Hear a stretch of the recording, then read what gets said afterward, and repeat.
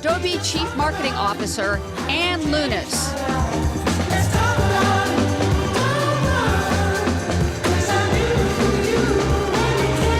Yay!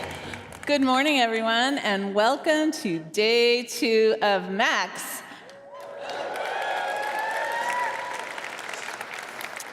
So yesterday you saw some amazing technology like Share for Review in Photoshop and Illustrator. You saw the incredible Intertwine feature. Everybody's talking about Intertwine. AI-powered quick actions in Adobe Express, and of course, the new stuff in the Substance 3D collection, including Modeler. Today, we're going to hear from some of the extraordinary creators that are across a lot of different creative disciplines. These are people who are sharing their stories and unique perspectives, and they are putting a light on some of the most profound challenges of our time. And in the midst of that, through their powerful work, they're also inspiring other people to find their voices. We're going to hear from gifted storyteller Kadir Nelson, whose illustrations of historical and heroic African-American subjects are bringing really unseen perspectives into the world. Visionary artist and musician Steve Aoki, who I just met, and I'm like freaking out, whose work is breaking down musical and cultural boundaries. Conservation photographer Christina Mittermeier, whose breathtaking work underscores the incredible responsibility we all have to protect our planet. Academy Award-winning writer and director Siân Heder, whose film Coda is helping forge a path for powerful, inclusive stories to be told. And world-renowned contemporary artist Jeff Koons, whose work, oh my God, whose work has made the art world so joyful and accessible. So at Adobe, we've always believed in the power of creativity to bring about positive change. And we're committed to providing opportunities for all creators to tell their stories.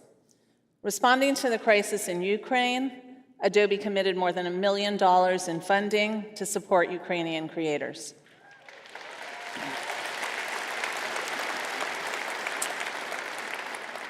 We're working with the Ocean Agency on the Create Waves campaign to raise awareness about climate change's impact on our planet. And to address gender inequality in the film industry, we're supporting the Sundance Female Mentorship Program, which helps female stories. Yay! Yay! Which helps female storytellers further their craft and create bold work in film and media. In education, you heard this yesterday, Adobe Express is now available globally to 43 million students and teachers.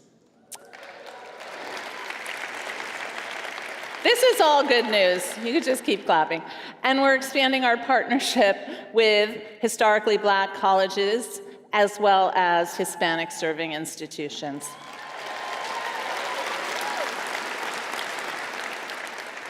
And this week, we announced the launch of Adobe Express for nonprofits, which gives all nonprofits free access to the premium version of Adobe Express.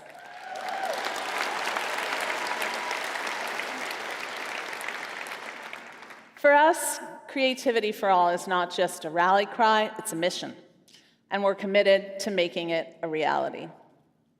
We all understand the power that creativity has, and at Adobe, we're going to continue to innovate and find more ways to help you get your stories out into the world. Whether you're here in LA or watching from home or your office, it's so good to have the community back together. So now let's hear from our first guest speaker. Kadir Nelson. His masterful artwork frequently pays tribute to historical figures in popular culture. His paintings are in permanent collections, including the Smithsonian's National Portrait Gallery and the National Museum of African American History and Culture. Nelson's work inspired the visuals for Steven Spielberg's Oscar-nominated feature Amistad. And he was commissioned to paint the iconic album cover, Nothing Was the Same, by the one and only Drake. So please welcome Kadir Nelson.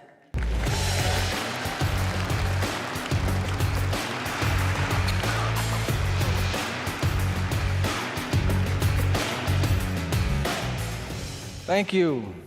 Good morning. It's truly a pleasure to be here, and I'm so glad to see so many engaged faces. I'm often asked about how I got started as a painter and whether I consider myself an illustrator or fine artist. How did I go from making my first marks on the page with crayons to creating large oil paintings that live on postal stamps, magazine and album covers, as well as gallery and museum walls? Inquiring creative minds want to know. Allow me to take you through my journey in 20 minutes. Well, I began as a precocious little boy who loved to draw. I drew everything I was interested in and enjoyed the admiration I received from my family and friends who pored over the artwork I was making from as early as 3 years old. One afternoon in the late 1970s, my siblings and I were left in the care of my Uncle Mike, who entertained us with drawing lessons while my parents were away. My uncle, a burgeoning artist himself, noticed that I held the pencil in my hand very purposefully while I mimicked his drawing movements. When my parents returned that evening, he made it clear to them that I could possibly be a little artist in the making. Keep an eye on that one, he told them, and they made sure to follow his instructions. My parents supported my talent in any way they could, with art supplies, encouraging words, by saving my artwork and framing it, and later by sending me to study art with my uncle when I was older. My uncle was the master. That's me at 16. And I became his apprentice. I spent 2 summers with him at the ages of 11 and 16 when he provided me with a solid art foundation that would propel me forward well ahead many of my peers. In addition to teaching me how to paint with oils, some of the most valuable lessons I learned from my uncle were how to think like an artist, how to see, and how to work with different media to create images that had a deeper meaning. I learned that if I approached my art in this way, Others might also find meaning in it and be inspired by it in some way. Those lessons have stayed with me for all these years. I went on to study illustration at Pratt Institute in Brooklyn, New York. And I remember one afternoon in my freshman graphic design class when a student shared a piece of artwork with the teacher, who was very impressed by the student's digital artwork. We were all learning how to use Quark Express at the time, and the teacher asked the student how he created the image. The student shared that he did it in Photoshop. I'd never heard of it. Where is the Photoshop, I wondered? Is it next door? I soon learned that the Photoshop wasn't a place, but a computer program, one that continues to be an instrumental tool in my design process before I put paint to canvas. At Pratt, I learned how to refine and better compose my work, how to approach each work of art with professionalism and intention by using all the tools of the trade: lighting, design, composition, color theory, texture, depth, perspective, and body language. After 4 years of studying under several remarkable instructors, I graduated from Pratt and began my quest to becoming a working artist. 2 weeks after graduating, I was greeted with 2 very exciting voice messages on my answer machine, which really dates me. One was an invitation to create a series of paintings for Sports Illustrated magazine.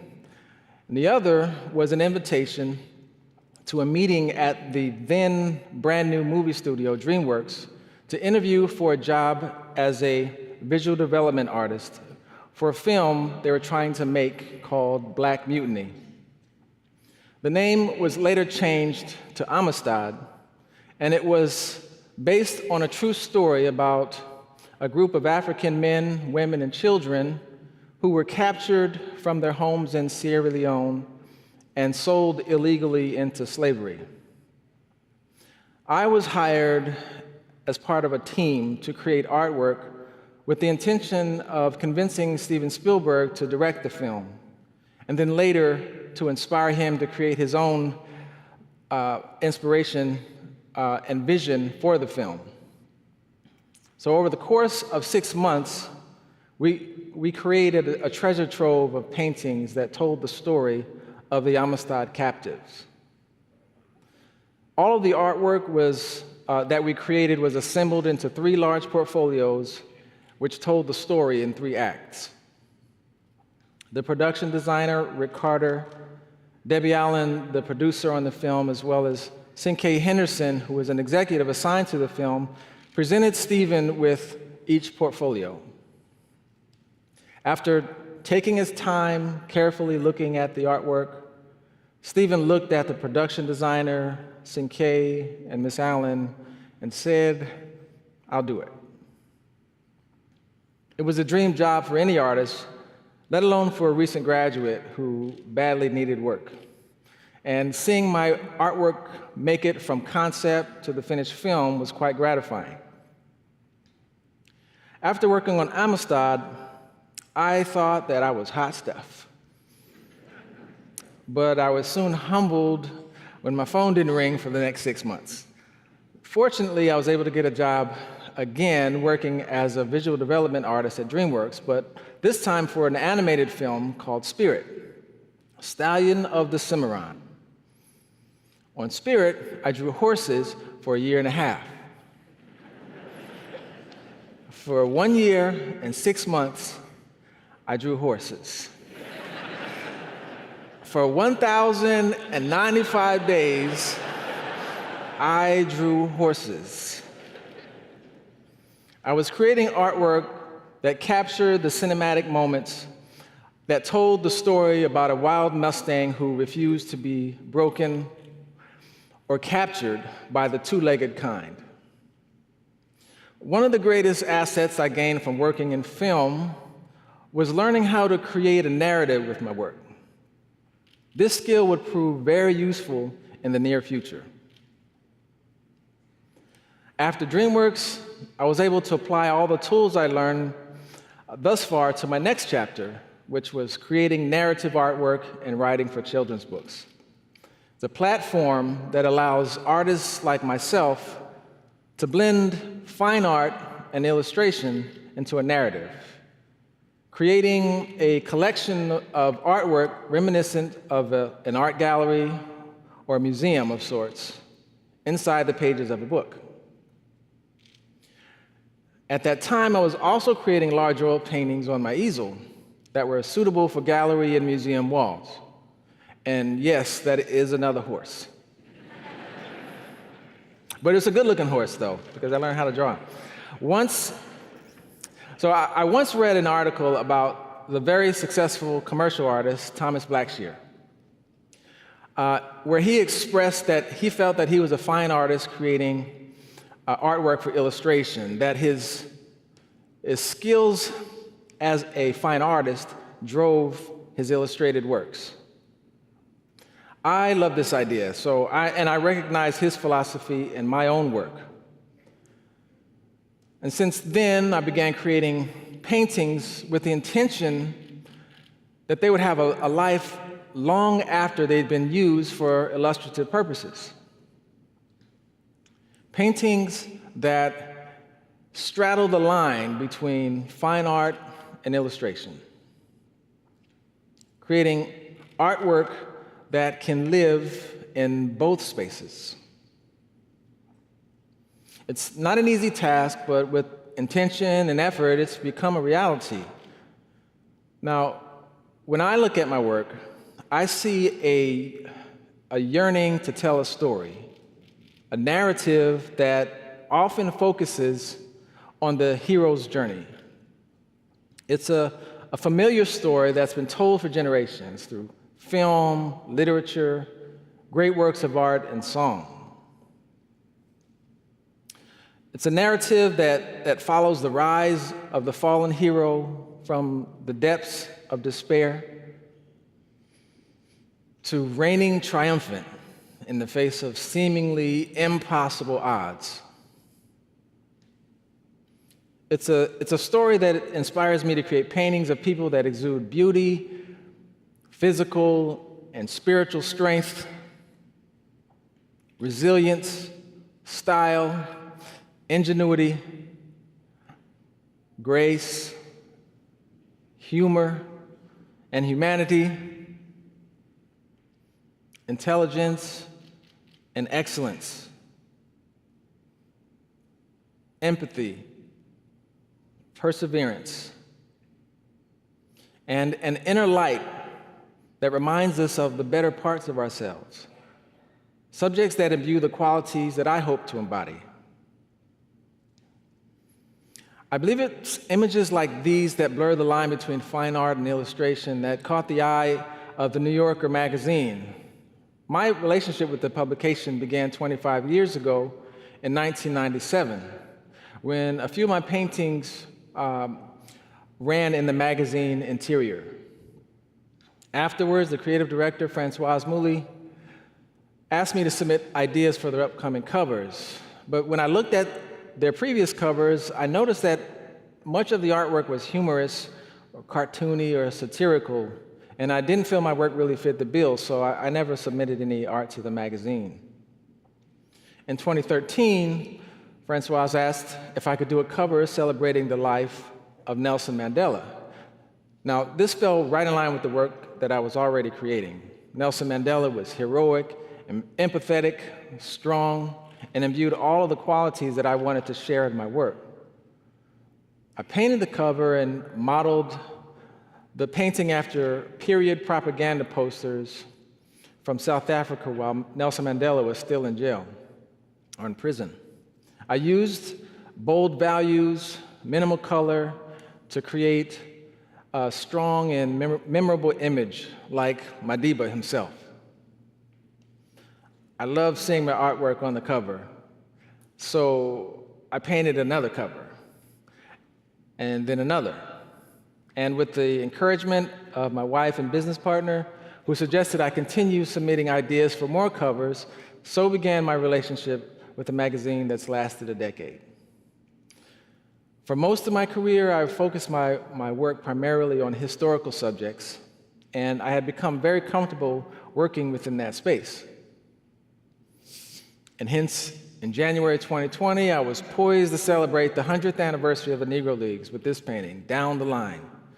It's a depiction of a game-winning drive down the first base line by pinch hitter Harry Salmon in 1920 from the Negro Southern Baseball Leagues, as well as this painting for National Geographic magazine in connection with the recent discovery of the Clotilda, a sunken slave ship that had recently been found off the coast of Mobile, Alabama.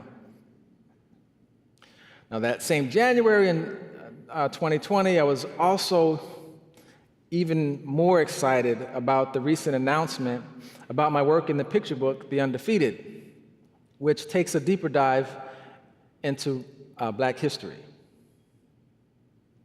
For 23 years, I've won numerous book awards and even come close to winning the big one. But until that year, I'd always come up just a bit short. I was beginning to feel a little bit like Susan Lucci. That is until I got the call on that lovely Monday morning announcing the news that I'd finally won the Caldecott. Thank you.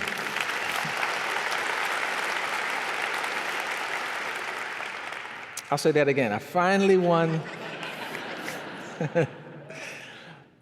Within the next several weeks, however, the world was brought to an abrupt halt by the emergence of COVID and the global shutdown.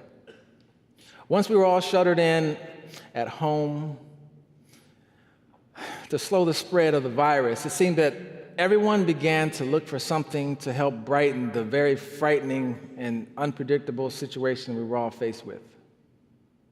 It's in moments like these that I believe it's critical for artists to utilize their craft to help bring light and carry us through these very marked and turbulent moments in history.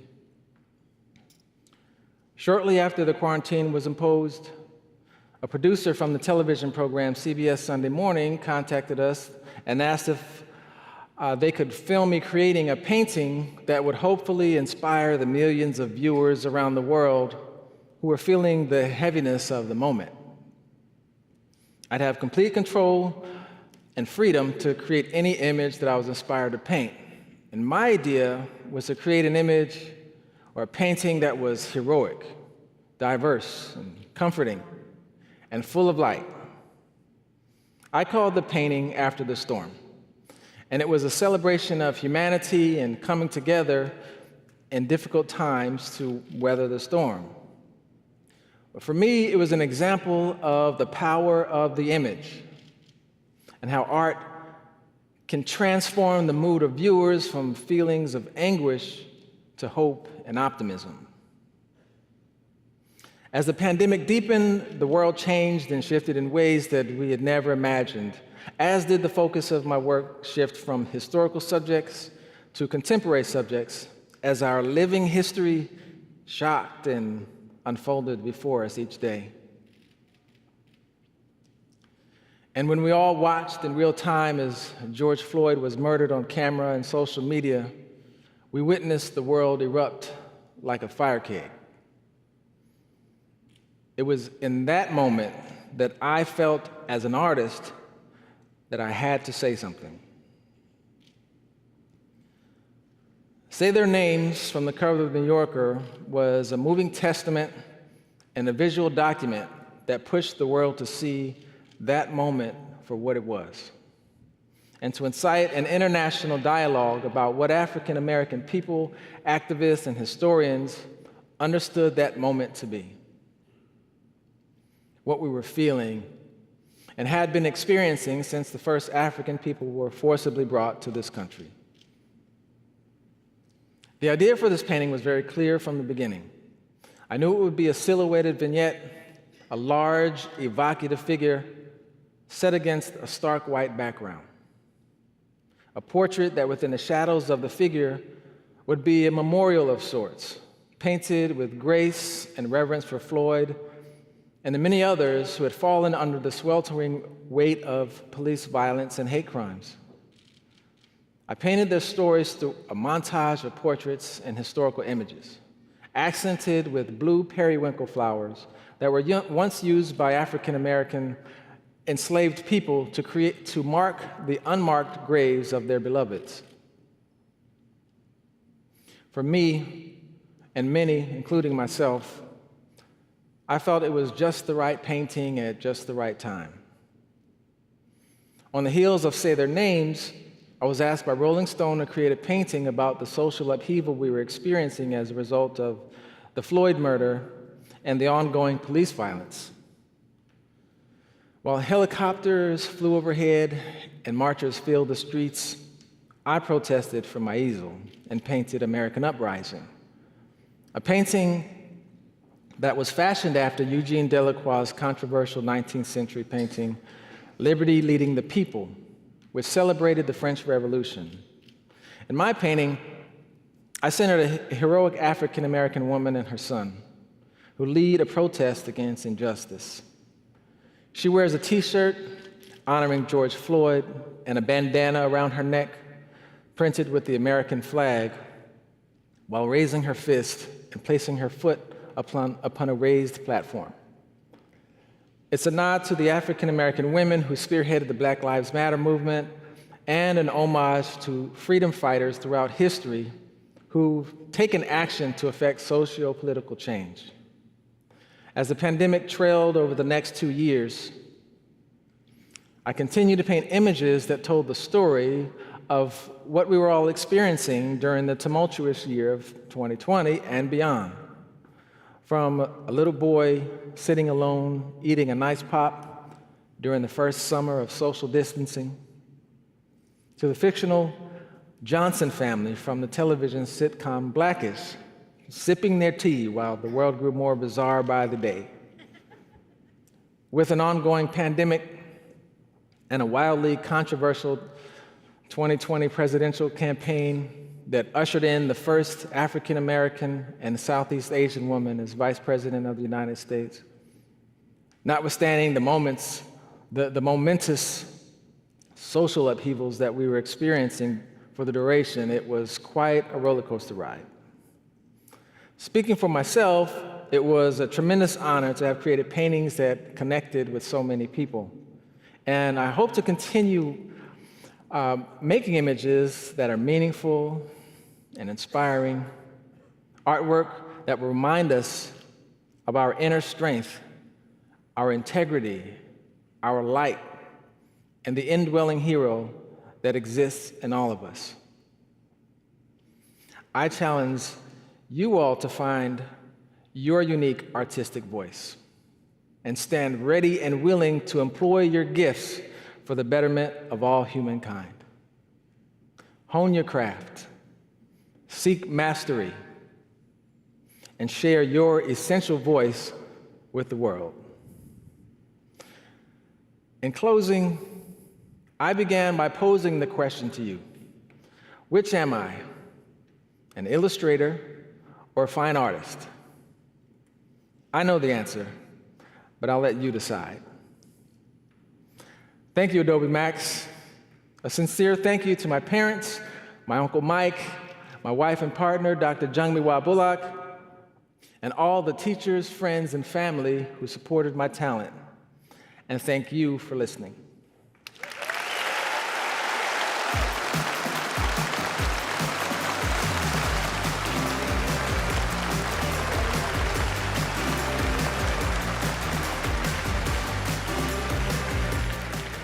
Wow. Two-time Grammy-nominated artist, DJ, and producer. 3 billion music streams, 7 studio albums. Steve Aoki is a true musical visionary. He's also a fashion designer, an author, and an entrepreneur.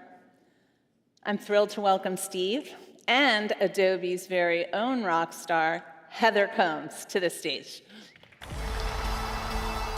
Performing your music and having that connection. That is the ultimate rush and the truest of addictions. We hit terminus!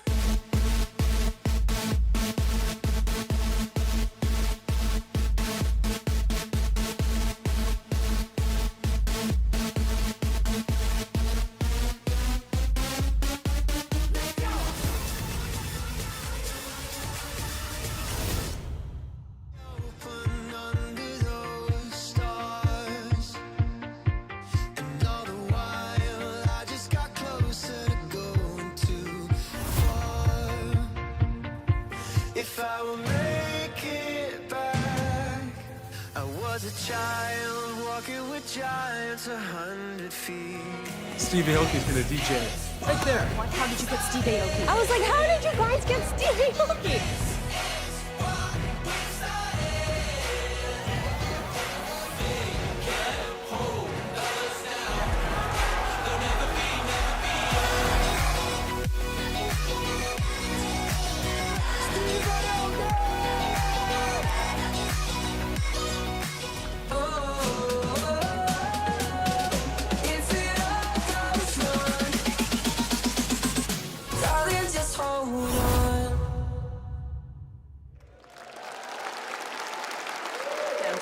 I'll go downstairs. I'll go downstairs. So excited to have you here with us today, to have this conversation, but also to have you at the Bash tonight. Something to look forward to. I mean, you are such a prolific musician, producer, designer, artist, entrepreneur, philanthropist, you name it, right? And so I'd love for us to start the conversation today with you just like telling this group of people out here, how would you describe Steve Aoki today? First of all, this is crazy, just to see you guys. It's weird because when I'm DJing, I have no problem looking at an audience and I'm not nervous. But then I'm sitting here going, "Oh my God!" We could stand and jump. You're all seated. It's weird. Right? You should be like dancing or something. So who is Steve Aoki? I'm jet lagged because I just came from Japan. And it's crazy. I tour so much. I do like 200 shows pre-COVID every year for 15 years straight. Never beat jet lag. Yeah. I'm trying if I could find the cure to jet lag, that would be. I know it's out there. But yeah, I'm highly inquisitive, very curious person. I think about music as a means to not just connect with people, but to create some level of cultural impact. You know, that's what I've realized. I think through this journey in the last few decades of being part of culture in some way, I've realized that like it's not just about music that I can be a part of a cultural change. You know, right. And I saw that when I was in college. You know, like what claiming of voices and doing something special within a small community. But now you know, especially during COVID, I learned a lot about, you know, what different kinds of lanes that can inspire me to do something that can make inroads outside of music that have a cultural impact. And what's exciting now is that the bottleneck has opened up and a lot of those things are finally happening. Yeah. So there's a lot. I'm just like a chaos crystal mess, but I'm having fun. The most important thing is I'm having fun, enjoying life, and embracing the present and doing things like on the fly. I think that's also part of what makes me different than other artists or, you know, people in my space. Is that like whoever I meet, wherever I go, I collaborate. I work on different projects. Create a business, create an IP, make a song, do a fashion collection, you know, like whatever's that we could do together, combine minds, and do something interesting.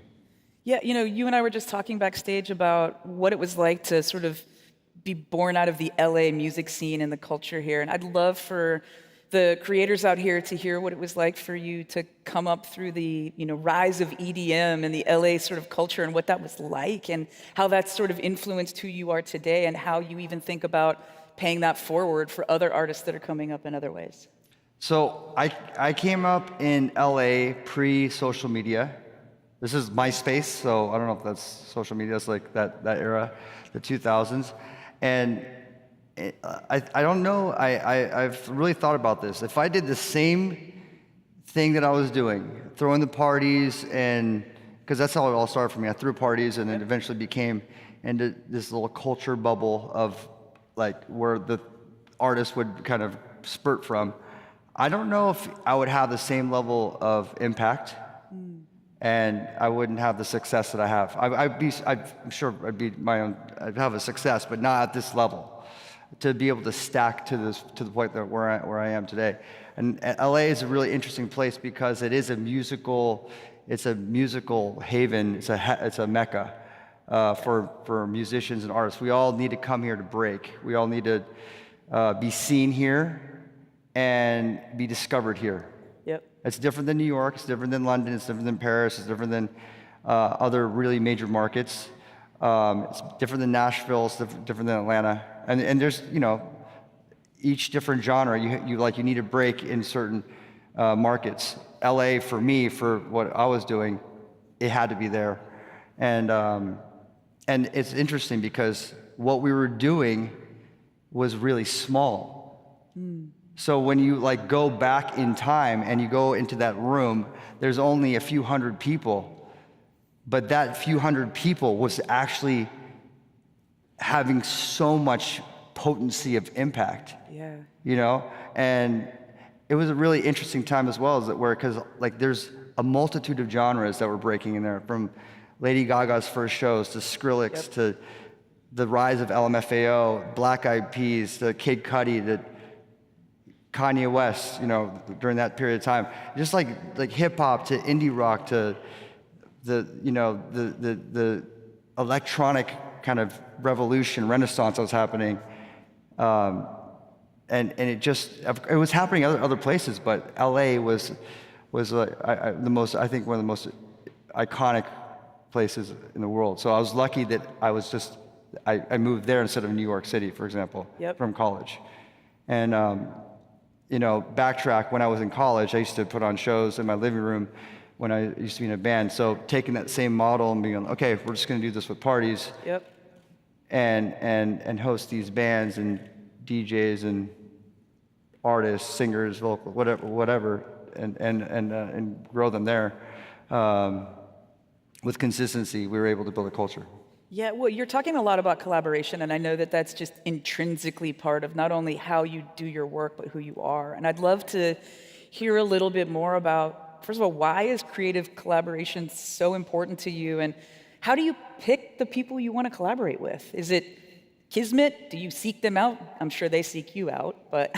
Yeah, I mean, I definitely am of the moment. So I remember I was speaking at something like this in New York, and I was speaking with Bill Nye, who I love. And we were in the backstage, and I was like, can I record you saying some stuff about the future? He's like, yeah, sure. So then we started jazzing about something. And I recorded him, and I'm like, hey, I want to make a song out of this. Are you cool with that? And then we made a song. Of course you have to go through red tape of all that stuff. And then I jumped on his show as a cameo, which was cool, just to, do something cool with Bill in his world and then bring Bill into my world. But these things, just I just take these moments that are happening in front of me, and luckily I have this access to do certain exciting things and meet all different kinds of interesting people. So when I think about a collaboration, I don't think about in the box it has to be my favorite, the person I want to collaborate the most with in music is not even a musician. It's Elon Musk. I just want to be in the studio with him. You heard it here. If I could, on the phone. I don't care about the what kind of melodies are we going to come together. I mean, I just want to melt minds and do some fucking weird shit, and that out of that weird shit will come with something that's great. I don't care about the streaming success or if it goes to radio. I just want to do interesting shit with interesting people a lot. Yeah. At scale, as much as possible, because right? Life's short. I mean, the truth of it is, I'm 44 years old, and I think to myself, the average life expectancy is 80, sadly, you know, so that's 40 years. That's not enough time. Yeah. You know, I think about that all the time, and I think about my mom who's 79. I'm like, Mom, 130. We got we're gonna get you to 130, like where you're functioning at optimal levels, you know. Yeah. So I think about how fast time goes by, and you have to really act on these things that are happening in front of you. And there's plenty of opportunities. Yeah. And also you have to be realistic about the kind of access you have. Like, as I was growing my career, the level you know, when I first got into DJing, I was like not going to be talking to Bill Nye, you know. You had to work up to that? Yeah. I mean, I was talking to, you know, Smil Smy, you know, another. the point you is, just made like, somebody famous. The point is like you just work with what you got, and then and have fun. I think that's the most important thing, is enjoy the process. Well, so it's interesting, right? You talked about touring hundreds and hundreds of shows a year, which is just an incredible feat. If you don't know, that is unheard of. And you know what I've read these articles and heard so much about you, and you're talking about health here, about how just you train for performing and touring like a pro athlete would approach their craft. I would love to know, I've heard all the cold plunges and all the things that are part of sort of the things that you care about. What does a day in the life of Steve look like? Like, what's the agenda? When do we wake up? What do we do? How do we go through the day? Today's definitely a weird one because I had to fly out here like 6 a.m. But yesterday I was, because of jet lag, you know, I was up at like 5:30. I have a sauna and I have I have like 3 cold tanks, cold, like ice plunge tanks. And then I built this like 20-person cold plunge. It's like at, I don't know, like 36 degrees or something. It's pretty cold. Yeah, I mean, it's crazy. You can fit like, I was like, let's build a big one, because I love the community plunge, you know? It's a game changer, I'm telling you. It's an absolute game changer. I promise you, if you ever come to my house, even if you didn't want to, you will get in the ice. And you'll be very happy afterwards. But yeah, so I start off with the sauna, and then that's when I do my meditation, and then ice bath. And then that's a good way to start, you know, for me. And then like the rest of it just kind of, you know, once you have your mindset down and the shock to the system to wake you up, like then it's on, it's game on, you know. So it's like, yeah, I do like a coffee with my like cognitive mushroom powder and all that fun stuff. But yeah, you know, it's like health is important to me. You know, just making sure diagnostic checks are important. I think that's the one thing that we need to do more of, is blood work and checking your brain. You know, I just got my brain scan just a month ago. It was so fascinating to see the topography of the brain, and to know that there was, I've had concussions when I was a kid. Like I had this inline rollerblading spill where I landed on the back of my head and had like slight amnesia, but I was like 14 or 12, something like that. And yeah, exactly. and there's a valley in the front of my prefrontal cortex because the brain sloshed forward, right? So like that was from like 30 years ago. I mean, it's most likely from that, but I also have spills from snowboarding. But it's really important to do diagnostic checks on your health consistently. That way you can always monitor and hack. Right. You know? And if you like, I think if you have the mindset that life is short and you have to, you know, create the quality within your days with the people you care about, the people that are fascinating you or that you're inspired by, and be active. Yep. And stop being passive about life, but being very deliberate about your actions. Then you need to do the diagnostic check so you have the longest life you can have that's optimal. Yeah, I mean, and I love that passion about health, but I also like you talking about hacks, because when you think about it, you never stop. I mean, your documentary was called I'll Sleep When I'm Dead. And when we think about it, you've always been on the forefront of what technology is and can be. And we were talking about your shirt and NFTs backstage, and I'd love to talk a little bit about why are you so interested in NFTs? What does that mean to you? And how do you think this room full of creators that aren't here, they're not here, we're just talking. There's nothing we talked about this before. She's like, yeah, there's 6,000 people. So I'm like, man, just please tell me it's 0. I mean, I can actually have a normal conversation. Yeah, but how should they be thinking about NFTs?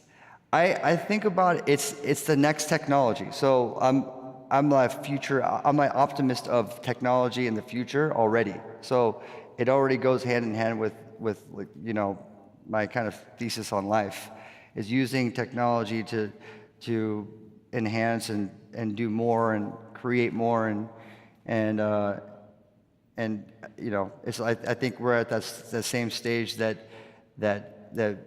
when social media was on the rise in the very beginning, or when the internet was happening, and there was all this talk about how when these things happen, people don't understand it. They don't understand how it's going to actually. They don't think it's going to actually take over the world in the way that it has. Right. And I feel like Web3, let's not NFTs is just a face. It's a symbol of what Web3 is about. So Web3 is the future. We're living in Web2 now. And the way I explain it to people is that Web3 is about ownership. So the best way to explain it is that Web2, we live in a world where we enter in to social media, to the digital space, and we accept that we don't own the data, and we're okay with that. So billions of people are okay with that, and we're like, hey, this is what we do. We go into Facebook, Instagram, TikTok, and they own the data, and that's why they make billions of dollars, and that's totally fine. But Web3 is the foundation is that you own the data. Yeah. So it's clear that when this transition changes, because it's a bit clunky and they're still working through this change, it's the start. When that change happens, and it's clear everyone's going to want to own the data. So when that change happens, Web2 won't exist. It's like CDs don't exist. They still exist, right? But everyone streams. Right. So we will eventually be in Web3, where we own the data, where when we play Fortnite and when we game, we own the skins and we could sell the skins. And when we do content, we own the content, we could sell the content. Whatever we do, we own, right? I think that's going to be very normal. And I think when you say that, people are like, clearly we all want to own our own data, And then the Facebooks and the TikToks, they have no choice but to be like, oh yeah, you definitely own the data. We just take a little vig on that because we're a business.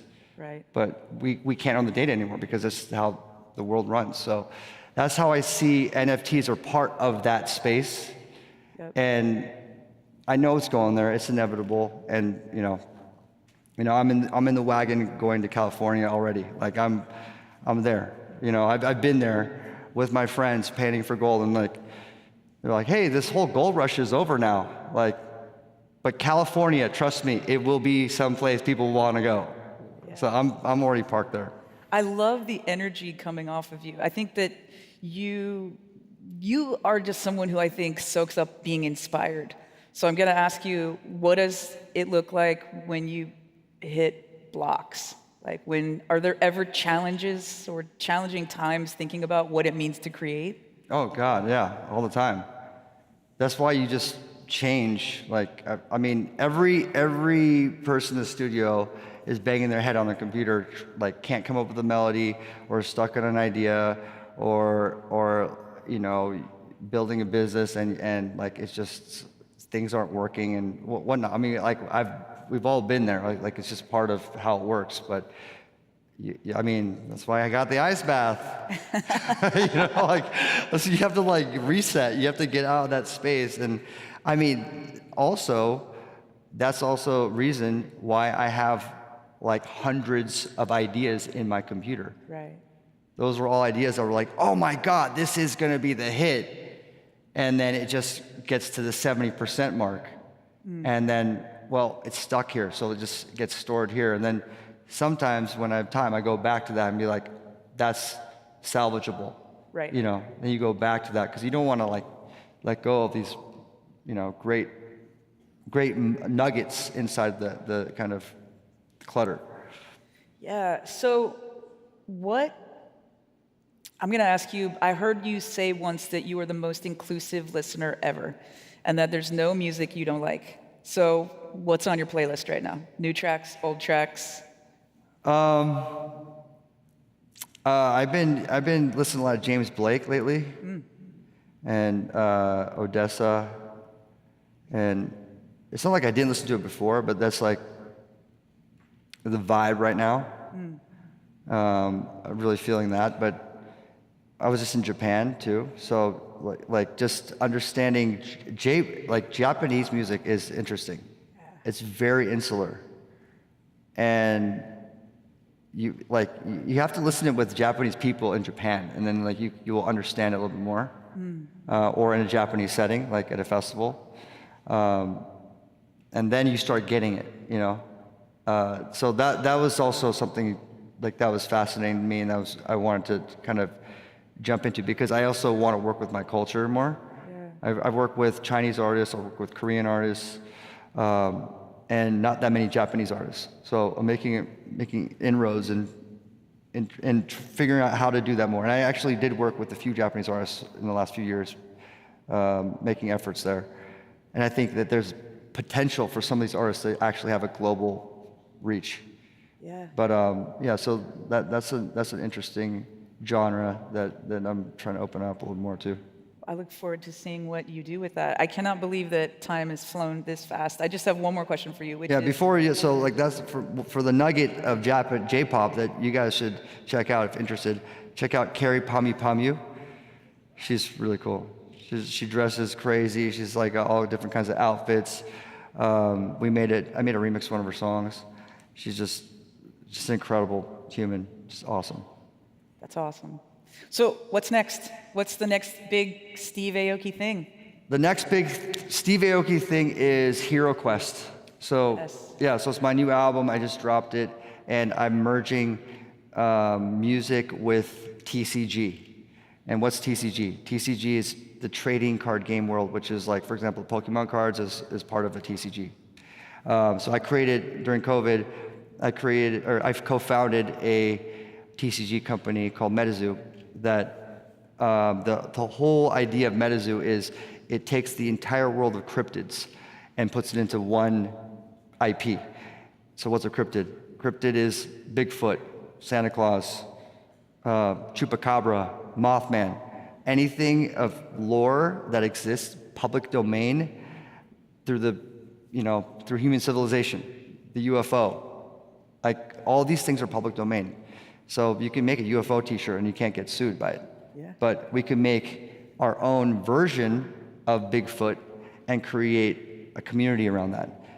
And they're no longer in silos. Like there's a Bigfoot community and then there's like the Loch Ness Monster community, and they don't hang out with each other. No, why would they? They just don't. They don't like each other. I don't know why. Anyways, we talk about inclusivity. We're going to create a whole world where they all exist, and there's thousands of IPs that we can, kind of build upon, and to share this incredible community of the world is already exciting, but the business is insane. In the last 16 months, we've already grossed over $50 million in revenue on trading cards. On these, so it's the business, like the idea. I remember when I reached out to the person that thought this whole thing up and built this whole vision, and I was like, oh my God, this is a goldmine IP. I can't believe no one's doing this. This is an IP that's taking something of human lore and creating a brand to it, and a world to it, and a story. There's so much more you could do outside of just trading cards. We can build TV shows, animation, it's really interesting things we can do with it. And we took it from very humble beginning, a Kickstarter project, to, selling $2 million in skateboards in 14 minutes. Like crazy numbers that I've never heard of in my life. And then the next step was building music, my music world, with a whole new IP I created called HeroQuest that lives in the MetaZoo universe. This gets complicated, I'm sorry. Regardless, it's like you have Marvel Universe with like Spider-Man, Avengers, so now we have the MetaZoo universe, and HeroQuest lives under there with a whole new character set. And we sold 30,000 CDs. People don't buy CDs. We sold 30,000 CDs in 5 hours because it came with one HeroQuest card that you have to open a pack of. So you could tell that the community is really excited about this new IP and card set. And like kind of introducing and inviting them into my world of music and introducing the music world into the storytelling and the world building of these characters and what we're going to do with this IP. So this is just the start. I'm really excited to see where HeroQuest goes. I'm really excited to continue growing MetaZoo, the company and the IP. Steve Aoki, oh my goodness, what a pleasure it was to speak with you. Make sure you check him out tonight at the Max Bash. Thank you so much for your time and the conversation.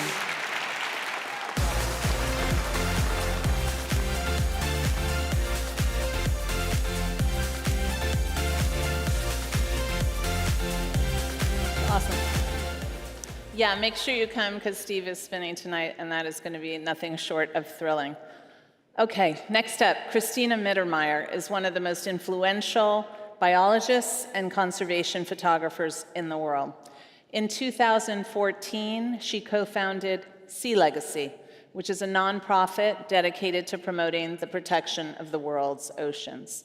Christina's powerful visual storytelling helps us see the Earth as not only a beautiful masterpiece, but also a precious commodity that we all need to protect.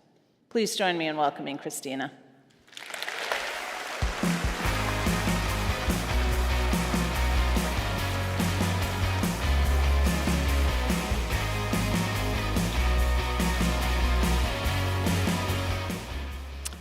It is such an incredible joy and honor to be in a room full of fellow creators and storytellers.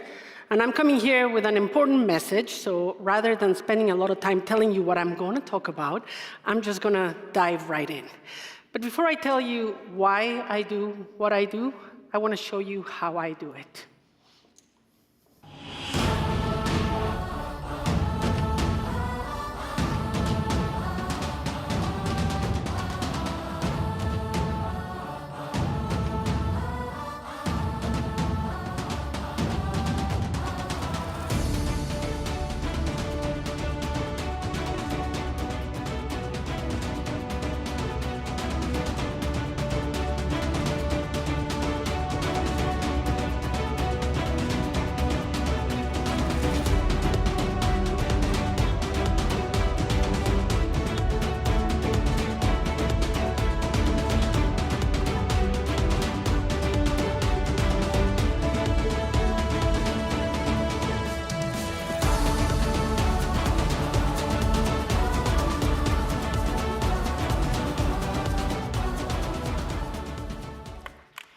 Thank you. I've been doing this for such a long time, and people think it's very glamorous, but trust me, it's not. I don't have an ice bath, Steve. I just get to go in the ice water. Humans, we are emotional beings, and especially our heart is a sea of emotion. And just like the ocean needs to bump onto the shore, our emotions need to bump against something. That's my photography. What I wanted for it to do is to bump against empathy. And I want all my images to be bridges of empathy so that we can better understand and be more compassionate towards the First Nations of our planet and towards the wild creatures of our planet. So for me, it started growing up as a child in Mexico City. I'm from a big Catholic Mexican family. My parents were, woohoo! Mid-level professionals, so we never had money to go to the beach. But I was one of those little girls that dreamed about, swimming with dolphins or with whales. And I read all these books. And my mom, who is the best mom in the world, used to take me to Lake Xochimilco, which is like the most polluted lake in Mexico City. And that's as close as I ever got. But growing up in Mexico really gave me an interesting lens from which to see the struggle of indigenous people, which is one of the reasons that I went into photographing indigenous people. And I was really lucky because my mom is a psychologist, and she shared with me a concept when I was really young that has become my North Star. And many of you probably have already heard of this. It's called ikigai. It's a Japanese word, and it means the purpose of your life. And in order to find the purpose of your life, your ikigai, you need to find the confluence of four things, which are the thing that you're good at, the thing that you love, which is also the thing that you're very good at. It's the thing that gets you paid, quite importantly. And more important than anything, and this is where a lot of people fall short, it's the thing that the world needs. And when you find the confluence of those four things and they come together for you, then every day you're not getting up to go to work. You're getting up to fulfill the purpose of your life, and that makes a big difference in how you live your life. Now, for me, the thing that I love is animals. And I wanted to be a wildlife photographer for no other reason than for the selfish appetite to be alone in nature with the wild creatures that populate our planet. I've always thought about animals as fellow passengers on spaceship Earth, and I'm intensely curious about their lives, about their struggles, and as a photographer, there's no greater pleasure than to gain the trust of animals so that they allow you to get closer and closer, or even better, that they become curious about you and they just come up to you and investigate you. And there's so much that we don't know about the wild creatures that share the planet with us. Take, for example, this Loggerhead Sea Turtle. I photographed it off the coast of Portugal, and the water was freezing. I was wearing a 10-millimeter wetsuit when I jumped in the water with this turtle, and I photographed its fin tag as well. This animal was born in West Palm Beach, Florida, 4,000 miles away from where I found it. And when it was a baby, it probably took a ride on the Gulf Stream and spent 30 years, just floating around, eating jellyfish until I found it there in the Azores. One day, when she's ready, that turtle will make a U-turn and will swim 4,000 miles back to the beach where it was born to lay her eggs. This animal is going to follow a map that only she sees in her own mind, and we don't know how or why it happens. Anyway, I wanted to be a wildlife photographer, but early on in my career, I realized that animals are not that easy to photograph. I'm your friend. I don't want to hurt you. No. Okay. I think we're done. And, I always try to honor the creatures that I photograph. Thank you. And I know there's a lot of photographers in the crowd, and those of you who are paying attention are probably wondering why I was running around with an underwater fisheye lens. Well, let me show you.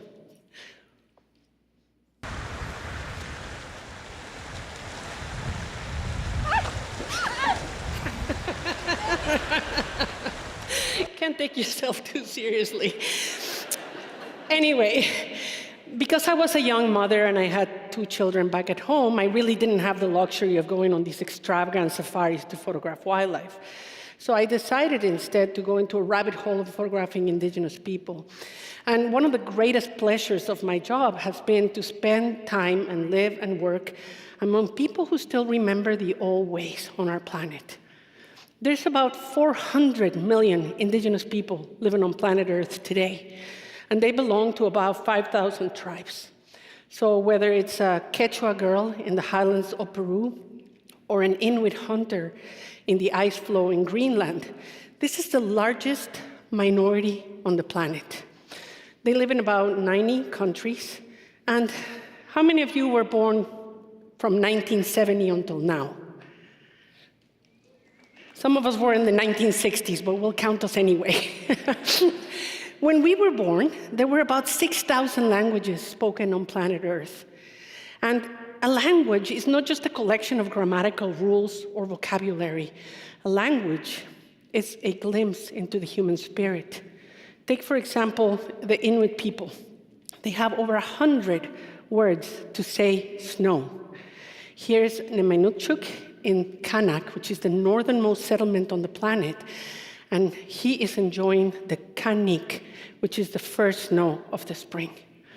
And the problem that we have is that most of those languages, over half of them, are not being whispered into the ears of young children anymore, so they're being forgotten.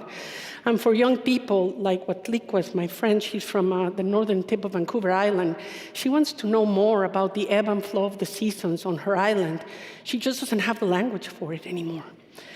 So indigenous people occupy about 20% of the land surface of the planet, but they are stewards over 80% of the biodiversity left on Earth.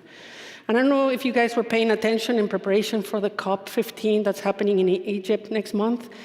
A new study came out. Since 1970, we have also lost 69% of all species on Earth. We are in serious trouble. So, not so long ago, most of us were sitting around campfires, praying to the powers of nature and to the mystical, presence of the stars and the sky, just trying to get along with each other, trying to survive. But indigenous people are struggling today. Many of them have survived the brutality and the horrors of colonization, reservations, residential schools, the prohibition of their language and traditions, and they're still trying to find a place on Earth. This is my friend Will George, and you can follow him on Instagram. He's Will George 36. He just built a paddling canoe, and he's taking a journey to ask the government of Canada to stop a pipeline from being built across his ancestral homeland. I too am an artist, and a lot of my work is printed as fine art, and I donate the proceeds of my art to support these indigenous causes. And there is something really extremely interesting to me about indigenous people, and that is that despite all the struggle, because when you visit indigenous communities today, you find a lot of drug and alcohol abuse and a suicide epidemic. I mean, these people are really in need of our empathy and understanding, but they still find joy and fulfillment in ways that we can only barely understand. And I think it's because they have this deeper sense of connection to each other. And the ones that are still speaking their language, there's a lot of pride and joy in that. And so I started thinking about this idea of why they feel such a sense of being and having enough. And I call that enoughness. And the more I think about enoughness, I think it's one of the ways that we all can start thinking about a new way of assembling our economic reality for a future. Now, I know that there's amazing designers in this room, and I'm not one of you. So I was in the airplane yesterday, and I just wanted to come up with a little graphic to show you what I was thinking. If all of humanity has to live on planet Earth with very limited resources, and we have to share this planet with all of the wildlife that are our fellow companions on this journey, we are all limited by two boundaries. The bottom boundary is what I call our social foundation. And so many people have fallen below the social foundation because we don't have enough housing, enough water, we don't have enough food, we don't have enough health, and so we're clearly failing on that front. On the upper boundary, we are also overshooting the ecological ceiling of what planet Earth is able to give us. And that is why we now have climate change and pollution and ocean acidification and deforestation and you name it. So if we're going to get back to being able to live within the ecological boundaries of our planet, we better start thinking about this idea of enoughness. And the good news is that we are experiencing a tremendous transition right now from economies that are exploitative to economies that are regenerative. And companies like Adobe are doing such an amazing job at being pioneers and leaders in sustainability and doing more than just what's sustainable, but donating to organizations that are doing the hard work of keeping climate and biodiversity alive in our minds.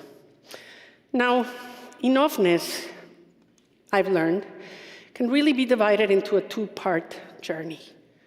The first part of the journey is deeply personal, and it's one that each and every one of us has to take alone. And I invite you, the next time that there's a starry night, or you find a trail, or you can go out into the desert, and just say it out loud. I am not separate from this planet. I am part of this global ecosystem, and I have to do my part. Once you have made that statement out loud to yourself, then you can start reorienting everything about you, the rest of your ikigai, your professional life and your personal life, to become an advocate for our planet and for the nature that supports us.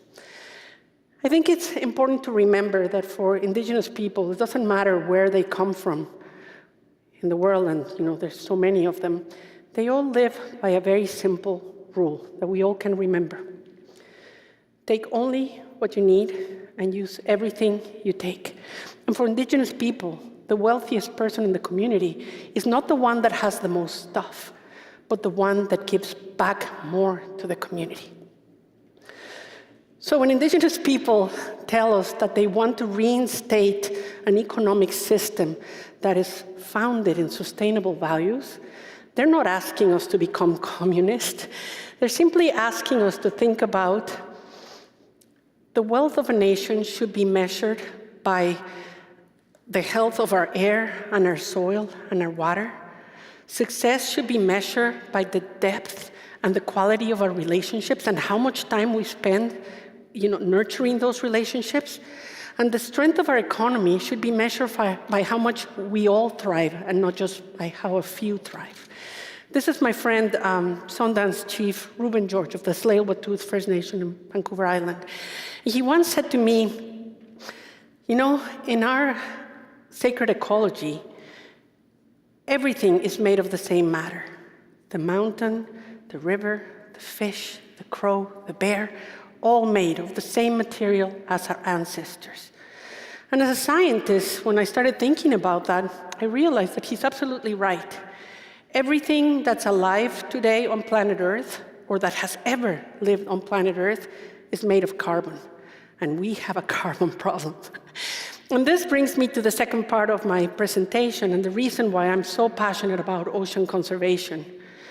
My friend, Raf Shami, who is an economist for the International Monetary Fund, told me, if you imagine our carbon problem as carbon contained in the big tub, we really have two problems to solve. The first one is that we need to turn the tap off. And 90% of the conversation is about emissions and how we turn emissions off. But we also have to drain the tub, and that is where the ocean comes in. My partner, photographer Paul Nicklin, and I included a photo of Paul in a little while just to share with you who he is. We used to be National Geographic photographers, and we were out there in the front lines of conservation watching what's happening to our ocean. And we decided to leave Nat Geo to start our own organization because we wanted to bring the power of communications to all the other organizations who do not have the budgets to hire photographers or filmmakers or designers to bring their issues to life. So Sea Legacy is a storytelling organization, and here's a little video.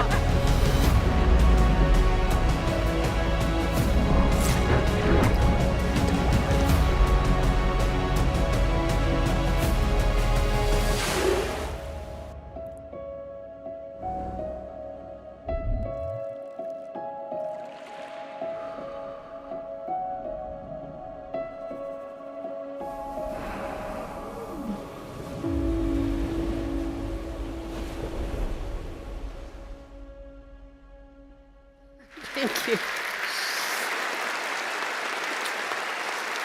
This is Paul, and he's an amazing photographer and filmmaker. And when we started Sea Legacy in 2014, we recognized that there were two problems that we needed to solve. The first one is most people are not thinking about the ocean as part of the solution to climate change. As a matter of fact, they're not even thinking about the ocean, period. So we wanted to bring our storytelling and our influence as Nat Geo photographers so that more people would understand why.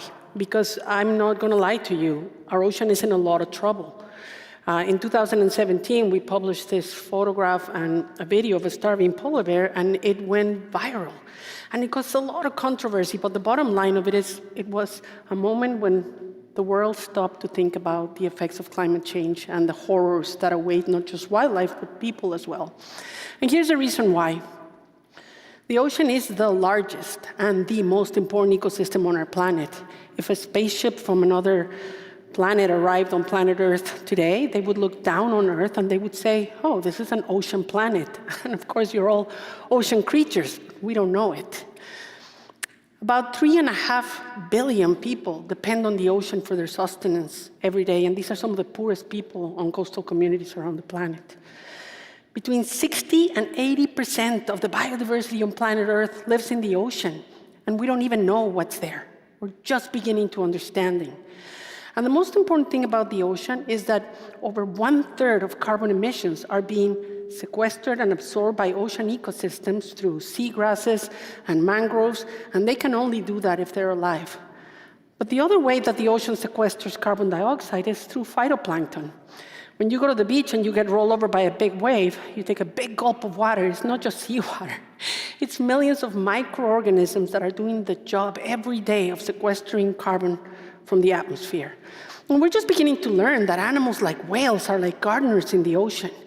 They dive down, 3-4 miles to feed on rich mineral, nutrient-rich, ecosystems down there. Who knows?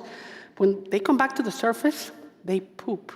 And that poop, loaded with minerals, is like fertilizer for the phytoplankton communities. And even animals that are not popular, like sharks, are really important to maintain the balance and ecology of the ocean. And creatures like this is known as a shipwreck shark. It used to be the most abundant predator on our planet, ocean or land. Well, today we only have 10% left. The ocean, just like land, is also experiencing heat waves. And in Pacific Northwest, where I live, we're seeing temperatures that are between 5 and 7 degrees warmer. With these higher temperatures, ocean acidification, the ocean cannot perform the vital role of keeping our planet alive. So the second issue that we were trying to solve was funding. SDG 14, the Sustainable Development Goal for the Ocean, is the most underfunded. So just as an example, Americans, who are the most philanthropic people in the world, we donate about $480 billion a year to charity, collectively. But where that money goes is really important. 32% goes to religion, and then some to education, health, art. All of these things are very important. Only 1.8% goes to the environment. That is all of biodiversity, all of the rainforest, all of the forest fires, all of climate change, all the whales, all of it, plus dogs, cats, and horses. And only a tiny fraction of that goes to the ocean. So if we want to keep surviving on planet Earth, we better flip this pyramid around. And I welcome the help of all the designers here to make my little things better. Help is needed. Anyway, I'm going to close by saying that in my 30 years of doing this work, I realized that the biggest mistake that we make is to think that somebody else is solving this problem. And so I've been living in Canada for the last 10 years. And I came up with this acronym. It's called SELFIE. It stands for somebody else is likely fixing it, eh? To remind us that nobody else is fixing it. This is really going to be incumbent upon each and every one of us. So let's start by calibrating our own sense of enoughness and then bringing that mindset and orienting it into everything that we do. Thank you so much for being here, and I really appreciate the chance. Thank you. Thank you so much.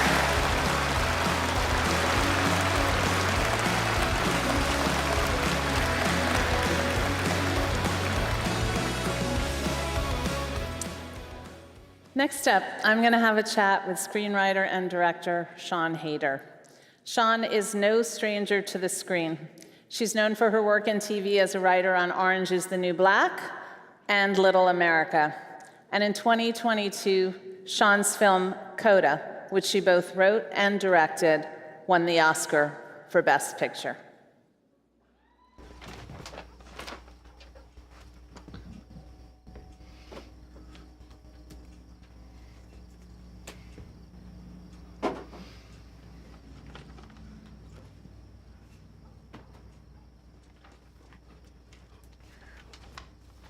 Well, they can't do that. I told you. I can't always be that person.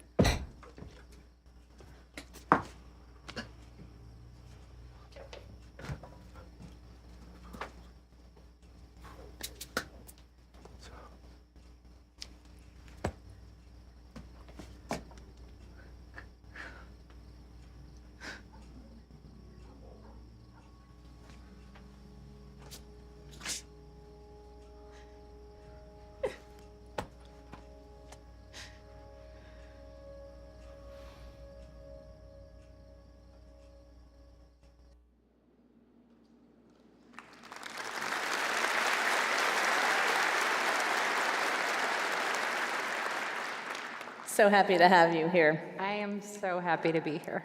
So I want to start at the very beginning.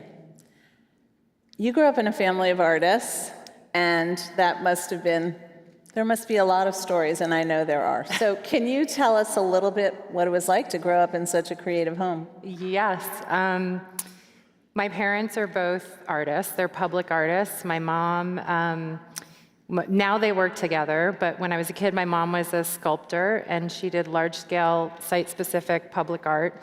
And I was a part of a lot of that. I spent a lot of time as a kid in her studio watching her work. She, when I was 6 years old, she painted me red and put me on the subway as a part of this, not just me, there were other adults with me, performers. But we were painted red, all of these like archetypal commuter characters, and we did this, performance piece on the Red Line in Boston, and during rush hour. And I remember being a kid and that rush of watching people encounter art where they didn't expect it, and engaging with that and their own experience, and reflecting on, their own lives in a way. And so I think she just had a very big influence on me, and her work is very much about storytelling. It's about, finding a place and researching that place and understanding the story behind it, and then creating a work that forces people to engage with that place in a deeper way. And I think it's sort of my own process as well. Like when I look back on my work as a filmmaker, I think research is very important to me, and that discovery, both personal and out in the world. And I think that was just, art as storytelling was kind of something that my family instilled in me and continues to. So were you always passionate about film? Like, how did you decide on film? So I was a theater kid, and I loved, I was an actor, and I ended up going to Carnegie Mellon for theater. But I was always a writer, and that was my personal outlet. I think that was kind of the thing that I did for me. And thinking back, I think both acting and writing were tapping into the same part of me, which was wanting to live someone else's experience, wanting to put myself into somebody else's life and see the world through their eyes. And so it makes a lot of sense. I also used to throw these like insane birthday parties when I was a kid, where I would— For yourself? For myself. But I would write, everybody would get like a character description who was coming. This is when I was like 9, 10, and you would get like a bio, and it would be like your relationship with everyone else at the party, and you would, come in character and have to stay in character. So I was clearly a director, like from a very early age, like really bossing my friends around. So I think that was always in me. And then, I lived in New York, and when I moved out to LA, I applied to the directing workshop for women at AFI, which was a program to support other women in other areas of the industry who wanted to get into directing. So I made my first short film through that program. And it was called Mother, and it was based on experiences that I'd had working as a nanny at 4-star hotels in LA. Do tell us about that one story. It's a good one. Oh, it was really... So my short, which ended up becoming my first feature, Tallulah, was just an experience I had as a babysitter in a hotel, encountering this very wealthy woman who'd come to the hotel to have an affair, and she'd never been alone with her child before. And it was just this very surreal experience, but I think it made me think about wealth as an insulator for a kind of neglect, and also about, whether motherhood is being a mother is a part of every woman, or whether that's something that we have to learn. And so that birthed the short film, and I made that through AFI, and then it went on to go to Cannes and win an award at Cannes. It was did very well. And it became the basis for my first feature, Tallulah, which then took me 9 years to make. So I tell filmmakers, I'm like, yeah, make a short and turn it into a feature, but it might take you a decade in between. But in that time, I was writing for television. So I started working on Orange is the New Black and was a part of that show for many seasons at the beginning, and really honed my skills as a filmmaker and storyteller in that time. And so in a way, the amount of time that it took that film to get made really helped me find my legs as a storyteller and a filmmaker. So how did you find Coda, and what spoke to you about Coda? So Coda was based on a French film called La Famille Bélier, and it came to me. I had been at Sundance with my first feature, Tallulah, and I was looking for my next movie, and Lionsgate had the rights to do a remake of the film. And so I went in and was very moved by the story at the center of the film, and the character in particular, the idea of this Coda, who was a child of deaf adults, who was sort of part of both the hearing world and the deaf world, but kind of part of neither, and trying to navigate her own identity within that. And it really, the original film had so much heart. There were also some missed opportunities. I think there were hearing actors playing deaf roles, and it struck me that I had never seen a deaf family just sit around a dinner table in a movie before. And when I started to do my research and go back and go what film history is there that portrays deaf characters, I was going back 35 years to Children of a Lesser God, and there was such little representation, and that alone felt like a reason to make the film. So I think the spark for me initially was the uniqueness of this culture and community, but then also I just saw a lot of myself in Ruby. I grew up in this family, like I mentioned, this artist family, which was, both my parents were also immigrants. So I think, my dad was a refugee, and if it were up to him, he would have had us all in the same room at all times in a pile like a bunch of puppies. And so I think that I had a lot, finding myself as an artist within that. What was my own voice? How was I going to express my art that was different from my parents? But also just individuating in general. My identity was so wrapped up in my family and who they were, and it felt hard to pull away and strain those boundaries and go out in the world and find out who you were. So I really connected in a way to Ruby. And then I also am a parent, so I saw it from the other side as well. I think as a parent, there's always this fear that something will prevent you from connecting with your child, or there will be some barrier there that will, keep you from being fully a part of who they are and what they love. And And so as a parent, I really related to that fear. So I kind of had multiple ways into the story.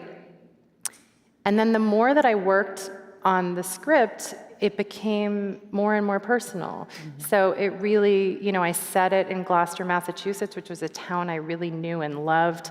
The quarries that they go cliff jumping off in the movie are quarries I jumped off when I was 16. So the place became very specific, and then the family really became my own family. So, their humor, the fact that the parents talked way too much about their sex life.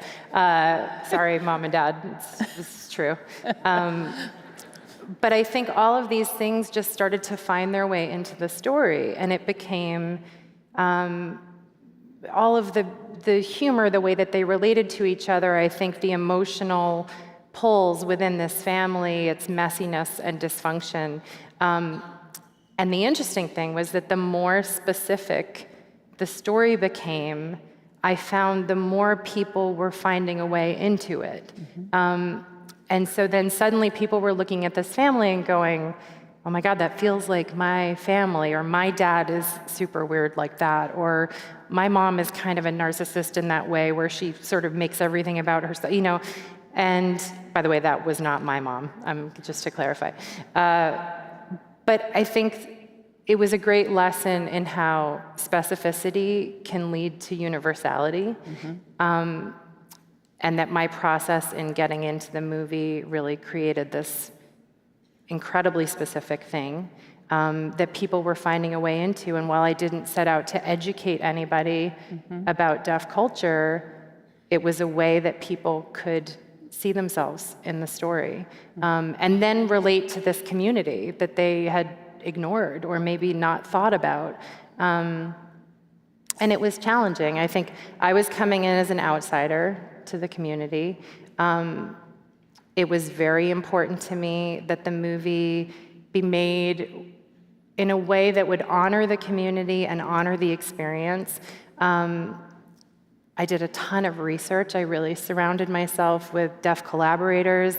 I started to learn ASL. I really did a lot of outreach. I, discovered Troy Kotzer at Deaf West Theater, which is this incredible theater company. And when I saw him on stage for the first time, I felt like I was seeing Marlon Brando at the Actors Studio. I was like, oh my God, why does nobody know about this guy? And then what's interesting is that all of those things that I became so invested in, casting deaf actors to play these roles, using ASL on screen in a very cinematic way, the use of subtitles, the use of sound versus silence in the film, all of these things became impediments for the studio. Yeah, talk about that.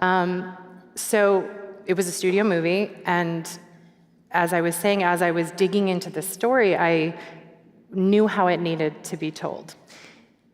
And I was insisting on these things, and I was also, had made one film as a filmmaker, and this was my big studio job, and I was alone in standing up for these things. I mean, not completely. Once Marlee Matlin was on board, it's sort of like we could go to the studio and go, there's no other option. We're using deaf actors in these roles.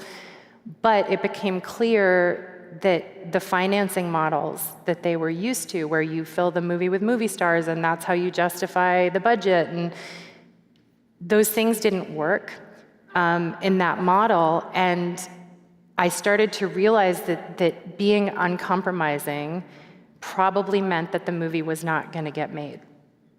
And it's true. So they killed it at the studio.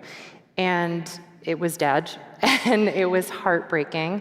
But it was also okay, because I think I knew how the film should exist in the world, and I knew that this other version of the movie should not exist. And so while I had kind of poured myself into the script, and this family was my family, and I believed in this story and these characters, I was okay with that heartbreak of letting it go.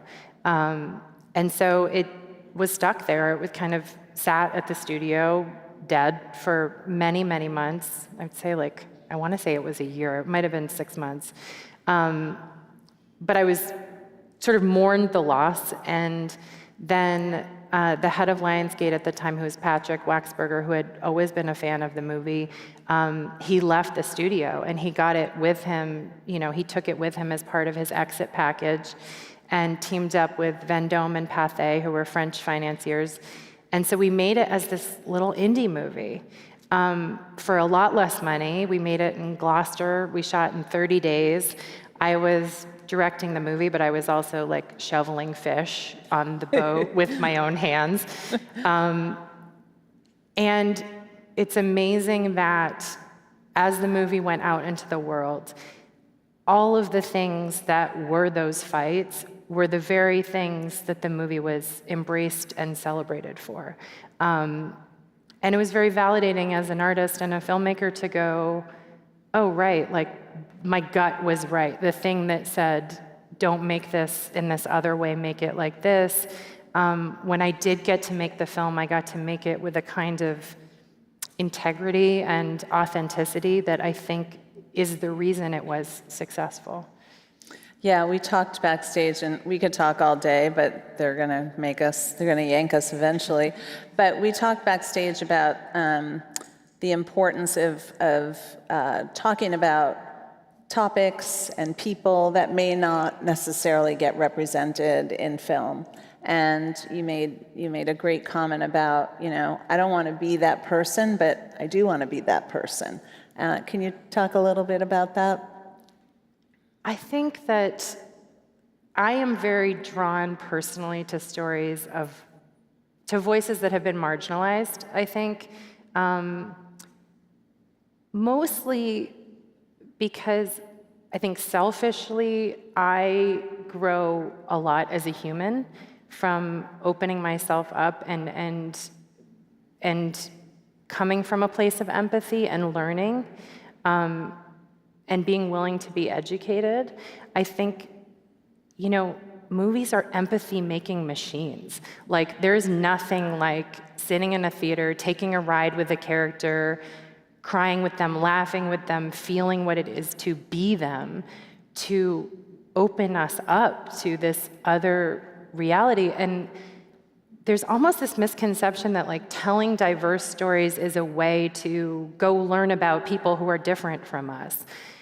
In fact, I think those stories give us a lot of insight into ourselves, in the way that the specificity of Coda, I had a lot of like first-generation kids who came up to me after seeing the movie and said, oh my gosh, I came to see this story about a deaf family, and I didn't realize I was going to see my own story.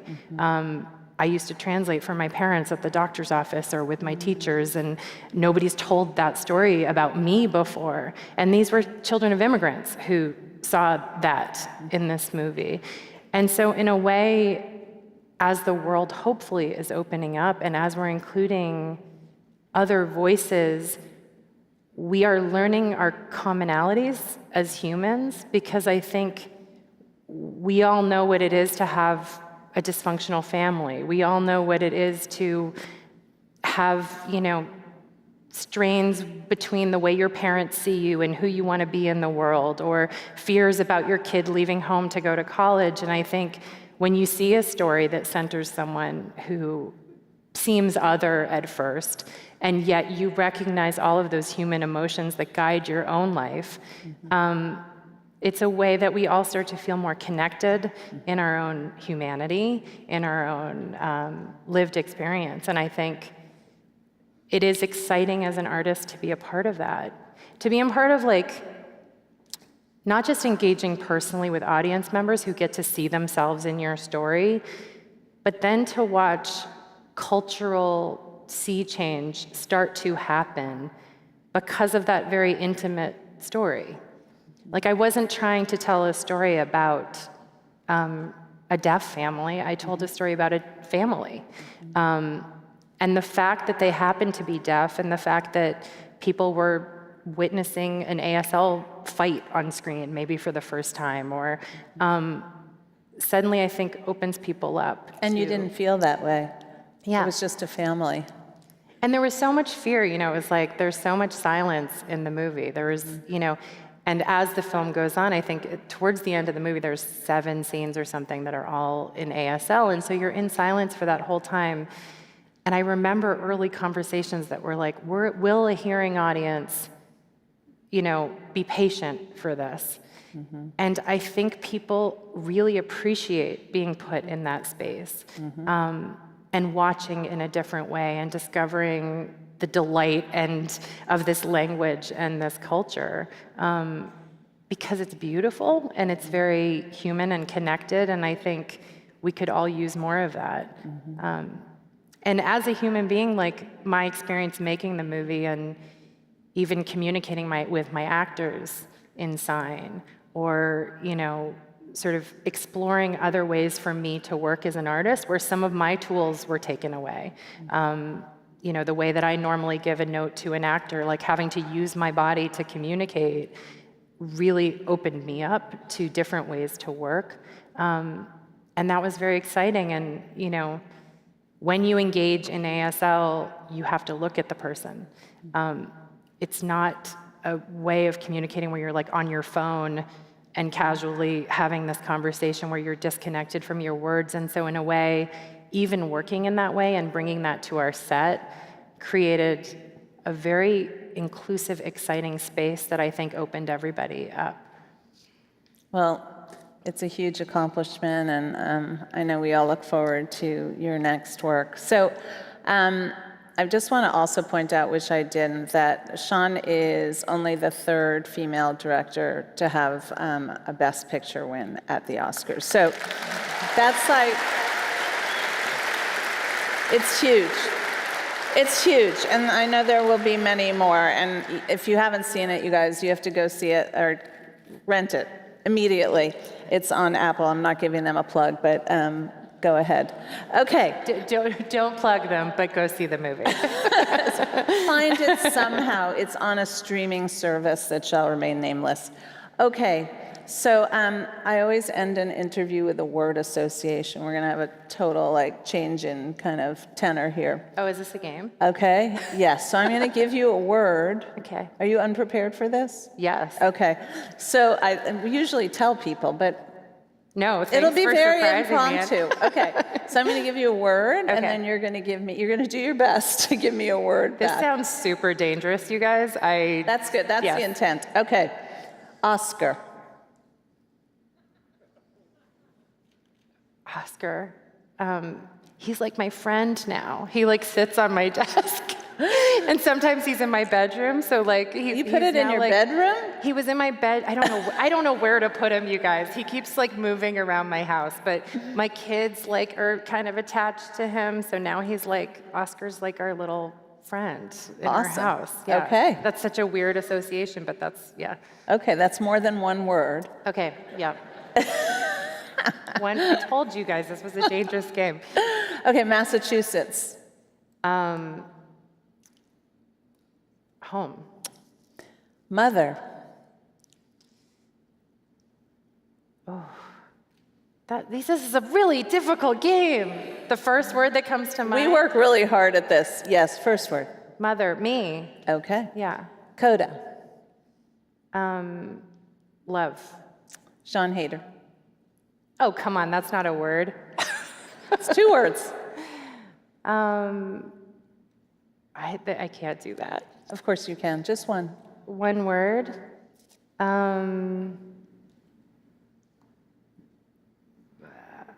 Ownership. There you go. Yeah. Thank you for being with us. Yeah. Okay, Siân Heder. Okay. Well.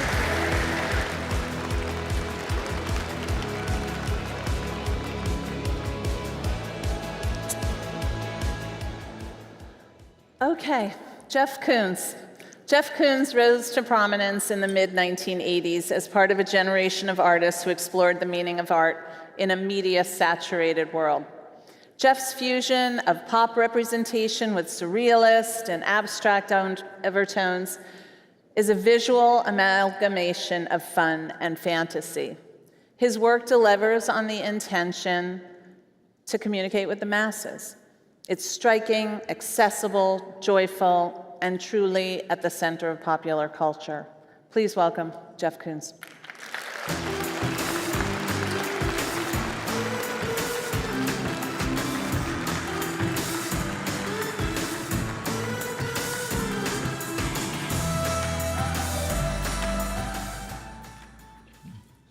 Hello. You know, it's really wonderful to be here at Adobe Max and to be part of the different presentations, but it's a real honor.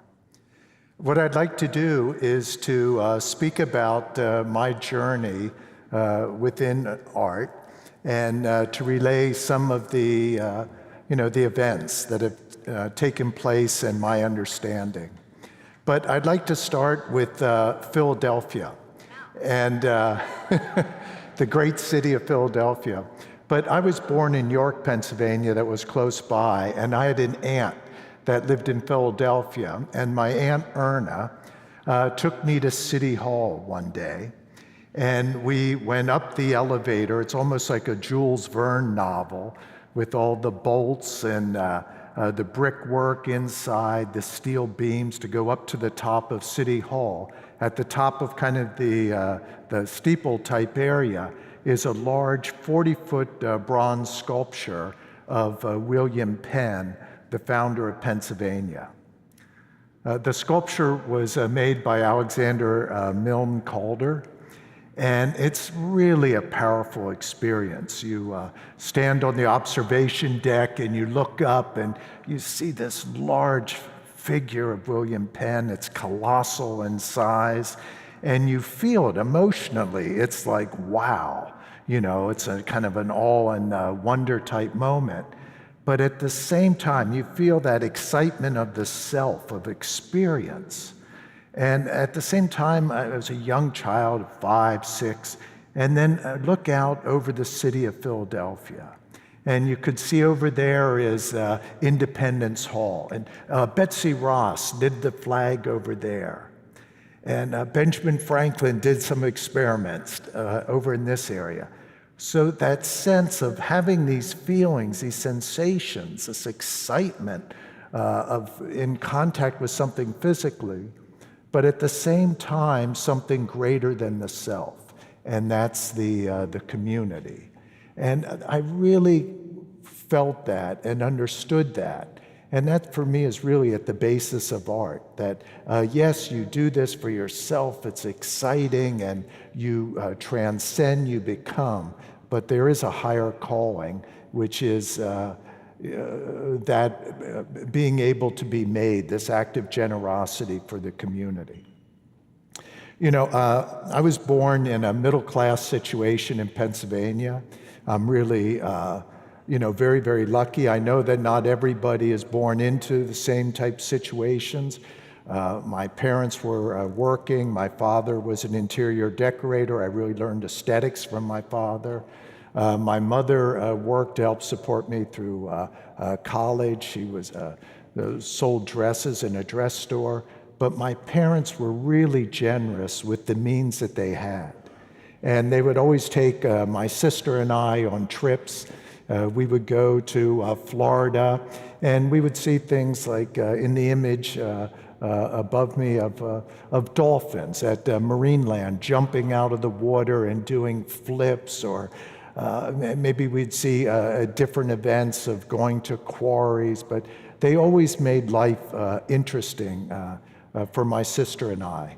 And I've always loved the philosopher John Dewey, the American educator philosopher.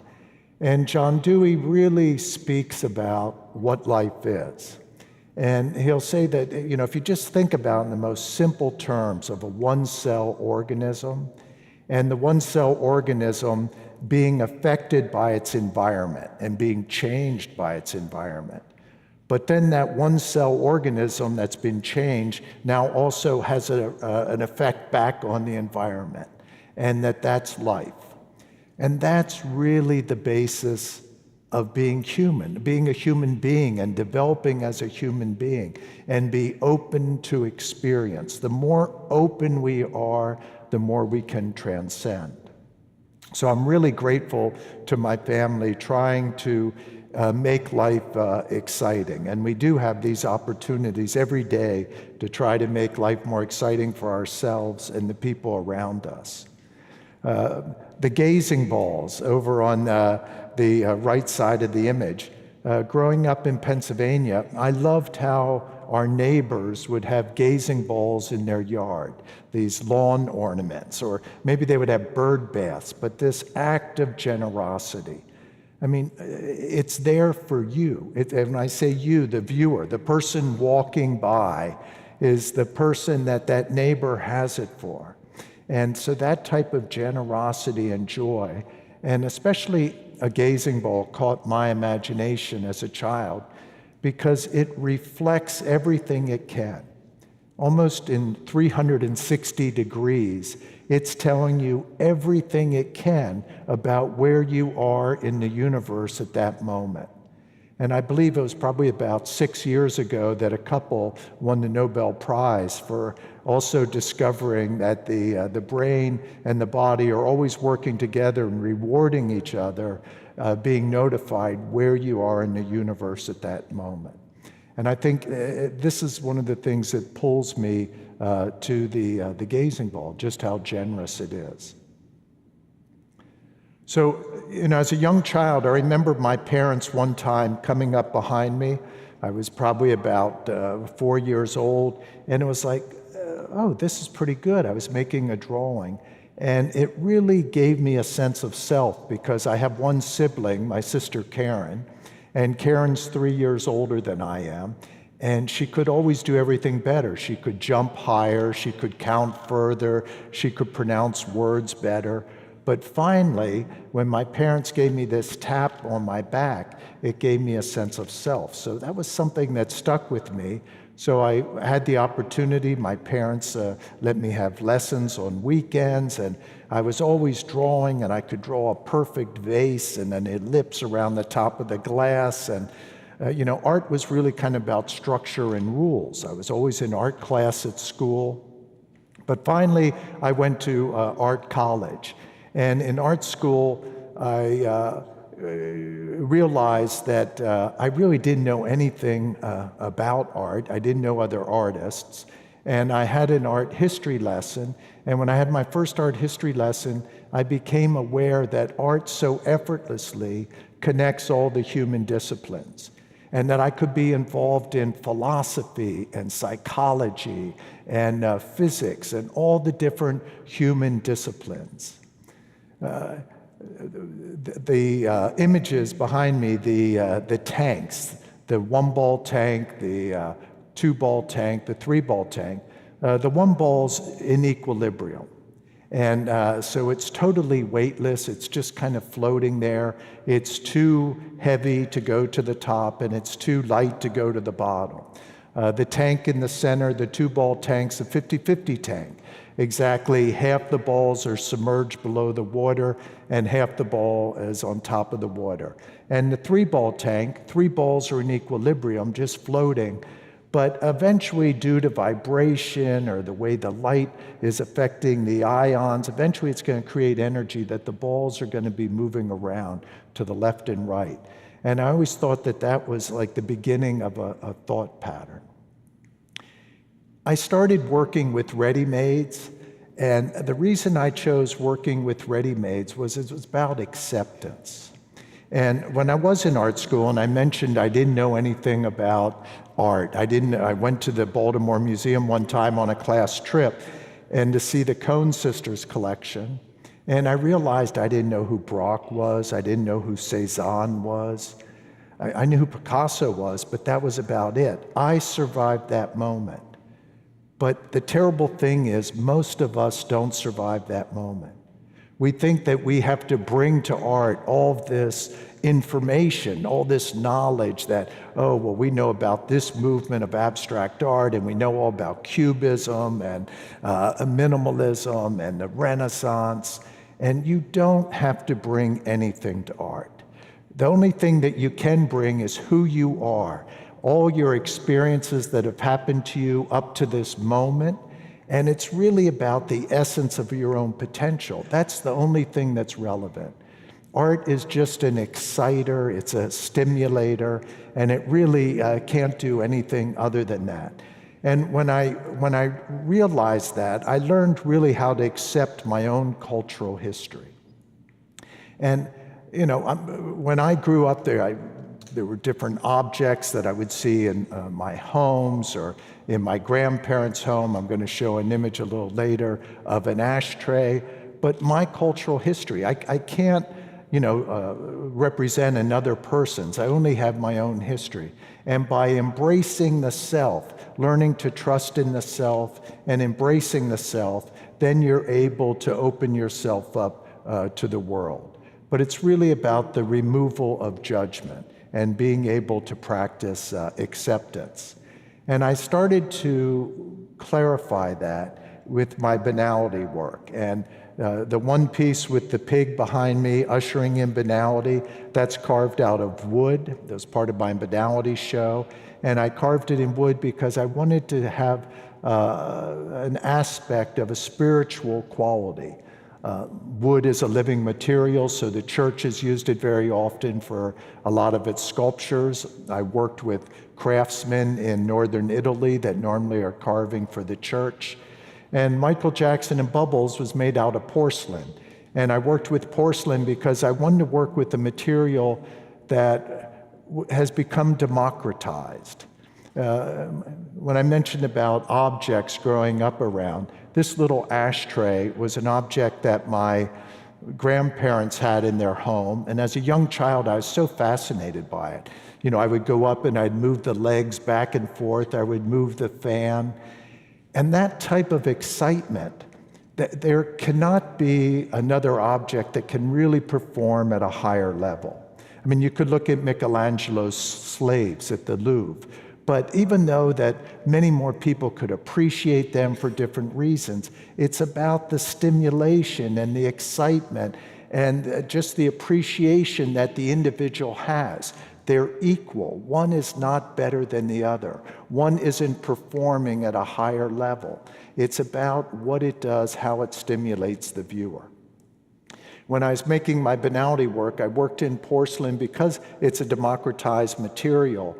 But at this end, we can all own porcelain. At one time, it was just for came from the king's kitchen or the emperor's kitchen. But I was also referencing Marcel Duchamp's urinal. And also having a dialogue about guilt and shame. Because people learn about their bodies, they discover their bodies in the bathroom, and everything in life is about removing guilt and shame. It's really about accepting of the self. And once we accept ourselves, we're able to do, as John Dewey was mentioning, again, opening ourselves up to the world, where absolutely everything's in play. There's completely no segregation, there's no judgment, everything's in play, everything's there to empower you. As soon as you start to make judgments, oh, well, this isn't good, this is too dark, this color's too saturated, that object is too heavy, it's too round, and or any type of thing. As soon as you segregate, you're disempowering yourself because now that vocabulary is not so accessible to you. When instead, if you accept everything, that it's perfect in its own being. Our past can't be anything other than what it was. Everything's about this moment forward. And there are different times when some things can have more significance to us than at other times. But that doesn't mean that everything isn't perfect in its own being. I believe that's how we walk out of Plato's cave, that is the transcendence, that's what removes anxiety from our life, that lets us come into contact with what our potential is as a human being, to open ourselves up to the world, that we can have this aspect of a level of consciousness that can be at the highest level. The image that we're looking at now is puppy. And, I've always loved just, green, the grass, just to smell the grass, or blue for the sky. Just things in the most simple manner for what they are. So I always liked flowers. And I decided one time to make a large sculpture out of 60,000 live growing plants. And what I think people respond to Puppy, what they respond to in the sculpture is that it's about beauty, and it's also at the same time, there is some aspect of violence, that certain plants are going to try to dominate in one area. They're going to, try to move over to this side and shoot out further than this other plant. And some will go out 100 centimeters, some will be more confined. But the dialogue really taking place is whether you want to control or if you can give up control, and whether you can love or you just want to be loved, or whether you want to serve or be served. It's like the dog, like a puppy. Do you come home and you say, "Hey, how are you doing?" And you rub the belly of your dog? Or do you come home, "Where's my paper? Why didn't you bring me my paper?" But in life, it's the journey. This is what I think we all mature into, that yes, life's exciting and transcending and becoming. But at a certain point, we realize that to share information, to be able to be generous to the community is the highest calling. Right now, we're looking at some of the balloon animals, the balloon dogs, the first image. There's the swan and the monkey and the balloon rabbit. But for me, these pieces, even though at first glance you can look at them and you think, oh, it's like a birthday party. And it's a nice kind of innocent image. But at the same time, it's mythic.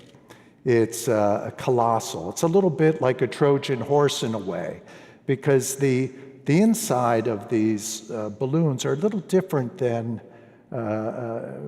normal. Like in normal life, if we think about the inside of something, we relate immediately to our own biology. And, inside we're filled with blood and tissue and organs. There's density inside. And the outside of our membrane, it's kind of vacuous. But in these balloon animals, it's different. Inside, you look at them, oh, it's empty. It's a balloon. All of a sudden, it gives the world, the space around the piece, more density, and it actually lets the viewer feel a little more secure about themselves. I think one of the power that these animals can have, like a balloon dog, is that it's ritualistic.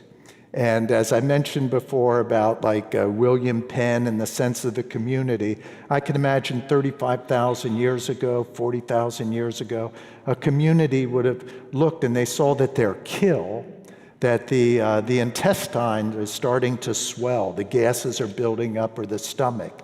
And they would think, no, I can make something out of that, and they'd make some type of ritualistic object that a community would rally behind.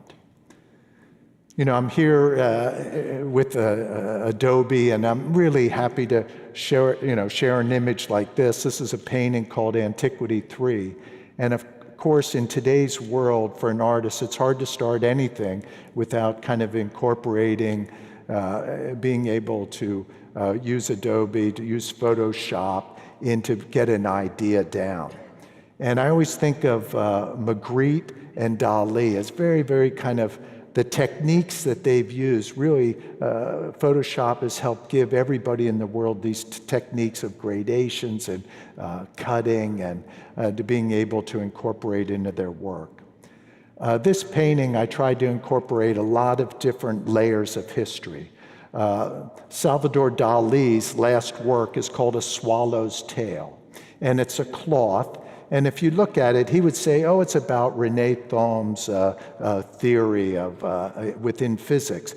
But I actually realized that the cloth was from Raphael Peale's painting, Venus Rising from the Sea of Deception. So I took that cloth and I made it transparent, and I put it over 3 Greek and Roman sculptures. Gretchen Mol is there riding a dolphin. Like Aphrodite, there's a found object painting in the background, and just these different layers of imagery. Also, Muhammad Ali and I did a project one time together, and he would make drawings for me when I would open up boxes, when he would send some sheets that we had to sign. So the line drawing on the front is kind of a reference to some of Muhammad Ali's drawings. But this is kind of an idea, the type of paintings that I make. And I love this connectivity because just as our genes and our DNA have this double helix and that are interconnected and we have biological memory and we can be tied to our past of really what it means to be a living organism, what it means to be human. But our cultural lives are tied in the exterior world in a very similar manner, almost like this double helix. Everything is about connectivity and connections. I wanted to show an image of, the things that we experience. These are our influences. This is what we have. As an artist, as a creative person, I thought a lot about, how can you make something? The only thing we have are our life experiences. We have our interests. And, what could be more fun than to follow our interests? You can't really follow the person next to you, their interests, but you can follow your own interests. And if we just follow our own interests and we focus on those interests, and no matter what profession we're in, whether we're artists, writers, physicians, physicists, whatever it is, if we focus on our interests and really in-depthly, it always connects us to that universal vocabulary where time and space bend. And all of us in this room, we know we've experienced it when we've given up really to our joy and have followed our interest and really focused on it. We've all had those experiences. And that's how we're able to connect to something greater than the self.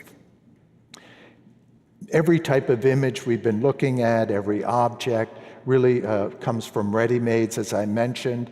The reason I work with the ready-made is always to communicate that everything's already here. Everything's already perfect in its own being. And it's to use things for this act of acceptance.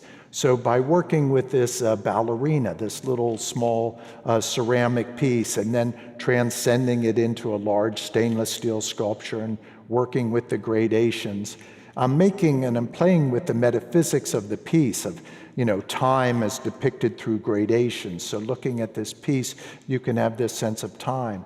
But the dialogue is really about self-acceptance, and that the act of constantly just accepting things because they're metaphor for people. And of course, kind of subjective art is accepting the self. You can think of Dada, surrealism, all this inwardness of looking at the world. But once you do learn how to trust in yourself, the last place you really want to be is just within yourself. You want to go out into the world. The Mona Lisa gazing ball is there. I made this series of work, gazing ball paintings, where I put a gazing ball in the front of these reproductions that I created, paying homage to these artists. And they function like a rabbit hole because you can go into the painting and you can see who Leonardo's giving it up to, how Leonardo's giving it up to Verrocchio and to Fra Filippo Lippi and all of the people that he's loved. And that's how he was able to transcend into Leonardo. On the left side, we have the Battle of Angahari. And this is a drawing by Leonardo da Vinci. And Rubens loved the drawing and made the painting, The Tiger Hunt, making reference to Leonardo, giving it up to Leonardo. This type of DNA, this linkage that I was talking about, the double helix going back through time, people referencing each other and giving it up, showing homage, communal homage to each other. This is a large work called Tulips. I made a piece as a gift between the people of the United States to the people of France in our support to them for the terrible terrorist attacks that took place in 2015 and 16. And this work is, again, making reference to colossal pieces like the Colossus of Rhodes or the Statue of Liberty, but it's offering. And it's offering these balloon tulips, but those balloon tulips, again, are making reference to something being offered from a profound place, from within. and like coming from our own intestine, our own organs, this type of offering, this type of membrane of a profound offering. Beside the tulips, I have a large public sculpture that is called Train.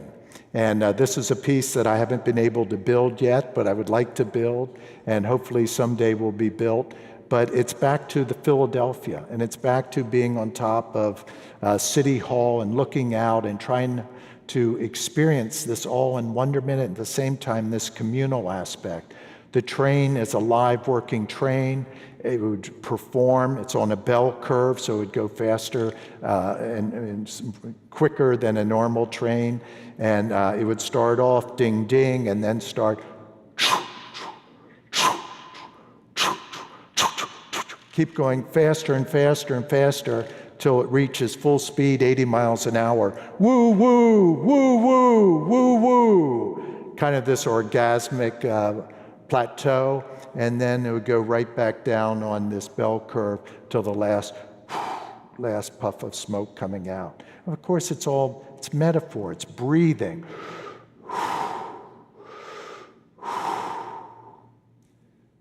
It's part of the Philadelphia story. This is a new artwork that I just want to share a little bit with, and this is a work that'll go to the moon.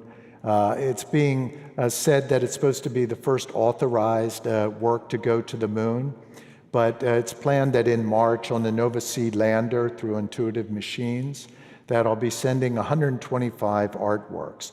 And those 125 artworks are represented in the cube on the left-hand side. Each artwork is about an inch in diameter, and each one is a moon phase. And that's just the illuminated and non-illuminated parts of a moon through the shadow. Some are the moon viewed from space and some from an Earth view. And each one is associated with the name of a person that has made a great contribution in human history. Everyone that's within the cube is deceased, but there are people like Cleopatra, Louise Bourgeois, Harriet Tubman, Muhammad Ali, Sojourner Truth, Sappho, Buddha, Immanuel Kant, a list of people that have made great contributions to human society.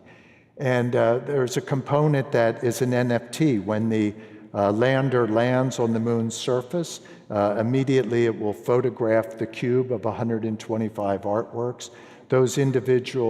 That photo will be embedded into an NFT along with an individual image of that individual NFT work. In this case, we're looking at Leonardo, which is showing its moon phase and it's rotating. Once I know where the lander exactly has landed, we know what we think the coordinates will be, but not until it actually lands. I'll put a precious stone in that area. If it's in the non-illuminated part, if it's an Earth view, it'll be a blue sapphire. If it's an illuminated part, a white diamond.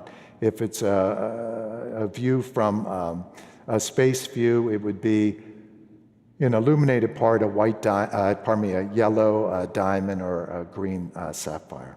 I know that I really have gone over, but the whole idea of this work is about aspiration. And beside the NFT part, there's a kind of an earth component that's like a trophy case. And it has a stainless steel moon inside that's made out of stainless steel, and transparent paints are on top and shows the exact colors of the moon. But it's really referencing a trophy, and it's about aspiring to become, and about human history, about trying to achieve, and to have a different perspective by this work being on the moon, and then of course going out further into to space. Again, the journey for me is about aspiring, and it goes from satisfaction really of the self, of feelings and sensations and ideas, to wanting to share that with others. And so I really want to thank everyone for letting me be part of the Adobe Max, and thank you for your time.